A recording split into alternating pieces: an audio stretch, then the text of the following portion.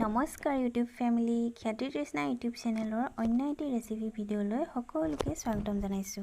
আজি আপোনালোকলৈ লৈ আহিছোঁ একেবাৰে এটা ইউনিক, হয়তো এনেকৈ কোনো খাই পোৱা নাই। দেখিছেনে মই কি লৈছোঁ? এইফালে লৈছোঁ সজিনা, অকণমান ব্ৰইলাৰ মাংস আছিল তাকো লৈছোঁ, লগত লৈছোঁ আলু। ভাবিলোঁ আজি এনেকৈ বনাই খাওঁচোন কেনেকুৱা লাগে। অৱশ্যে খাবলৈ বেয়া লগা নাছিল দেই। আৰু এইফালে মই লৈছোঁ পিঁয়াজ, আদা, নহৰু আৰু গোটা জলকীয়া। এইফালে মই কেৰাহীত তেল দি দিলোঁ আৰু তেল পকাৰ লগে লগে পিঁয়াজো দিলোঁ। পিঁয়াজখিনি অকণমান লৰাই দিলোঁ। তাৰপিছত মই সজিনা আৰু মাংসটো দি ভালদৰে এনেকৈ তেলত লৰাই দিলোঁ আৰু এনেকৈ অলপ লৰাই লৰাই ভাজিলোঁ।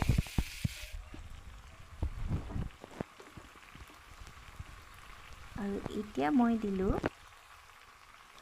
নিমখ, হালধি আৰু পিঁয়াজ, আদা নহৰু মই তেলত দিয়া নাছিলোঁ, মই এতিয়াহে দিম আদা নহৰু।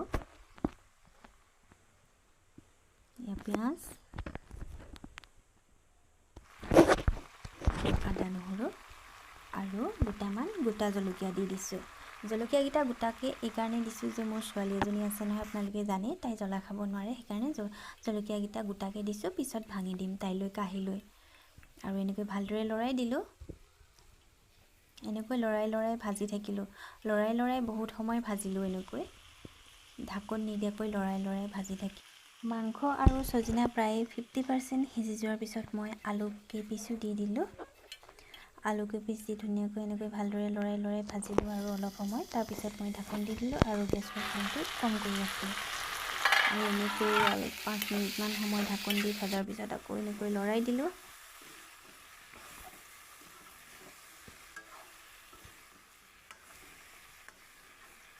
খাবলৈ কিন্তু ইমান বেয়া লগা নাছিল দেই, ভালেই লাগিছিল। আপোনালোকেও ট্ৰাই কৰিবচোন এনেকৈ, সজিনাৰ লগত ব্ৰইলাৰ মাংস। তাৰপিছত মই অকণমান পানী দিলোঁ আৰু ভালদৰে লৰাই দিলোঁ এনেকৈ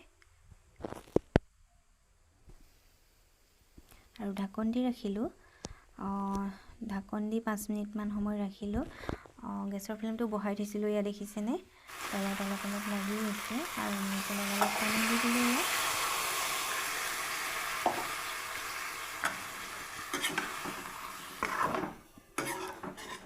আৰু অকণমান লৰাই দিলোঁ আৰু এয়া দেখিছেনে উতল আহিছে। আৰু এতিয়া মই ইয়াতে দিলোঁ অকণমান ধনিয়া পাউডাৰ, অলপমান জিৰা পাউডাৰ আৰু অলপমান গৰম মছলা দিলোঁ। আৰু এনেকৈ ধুনীয়াকৈ ভালদৰে সিজাই থাকিলোঁ।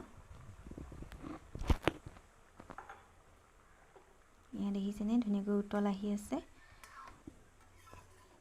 আৰু মছলাখিনি ভালদৰে মিক্স কৰি দিলোঁ।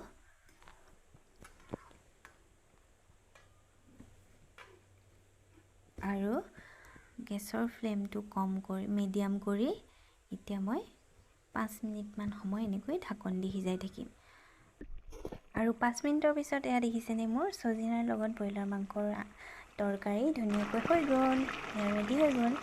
আৰু এতিয়া মই গেছৰ ফ্লেমটো অফ কৰি ঢাকোন দি থৈ দিম, পিছত ভাতৰ লগত পৰিৱেশন কৰিম।